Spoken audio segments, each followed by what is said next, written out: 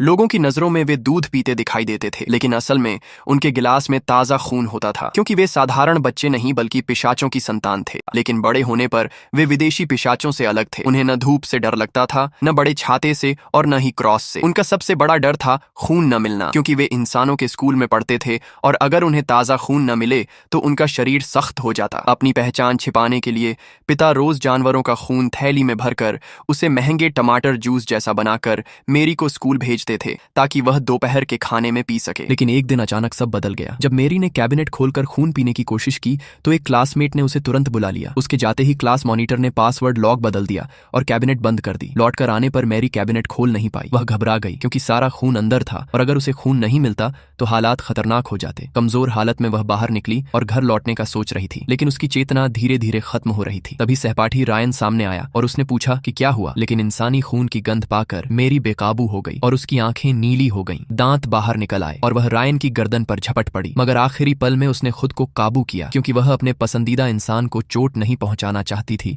और न ही अपनी पहचान उजागर करना चाहती थी। उसने रायन को धक्का दिया और चली गई, लेकिन कुछ कदम बाद ही दूसरे सहपाठी से टकराई और वहीं बेहोश हो गई। वह सहपाठी मेरी को तुरंत मेडिकल रूम ले गया और खून की थैली लाकर दी, जिससे मेरी ठीक हो गई। असल में वह भी पिशाच था और मेरी का बचपन का दोस्त भी। दोनों इस स्कूल में इसलिए थे ताकि पिशाच परिवार का रहस्य ढूंढ सकें जो लाइब्रेरी में छिपा था। शाम को मेरी रायन से मिलने गई और दोपहर की बात समझाना चाहती थी, लेकिन रायन ने अचानक उसकी गर्दन पर झुककर चूम लिया। यह नजारा बचपन के दोस्त ने देख लिया। उसे पता था कि पिशाच इंसानों से मोहब्बत नहीं कर सकते, इसलिए उसने रात को रायन को चेतावनी दी कि मेरी से दूर रहे। बहस झगड़े में बदल गई और इंसान पिशाच से हार गया। अगले दिन रायन चोटिल हालत में स्कूल आया, जिसे देखकर मेरी का दिल टूट गया। जब उसे पता चला कि यह सब बचपन के दोस्त ने किया है तो वह रायन को लेकर उससे बात करने निकली। रास्ते में उन्होंने देखा कि एक बच्चा गुब्बारे से ऊपर उड़कर क्रेन की सीढ़ी में फंस गया है। रायन तुरंत ऊपर चढ़ गया, लेकिन नीचे की रस्सी ढीली हो चुकी थी। बच्चे को बचाने के बाद भारी लोहे का बॉक्स नीचे गिर पड़ा। रायन ने झटके में मेरी को धक्का देकर बचाया, लेकिन खुद जाल में फंसकर लकड़ी से टकराकर बेहोश हो गया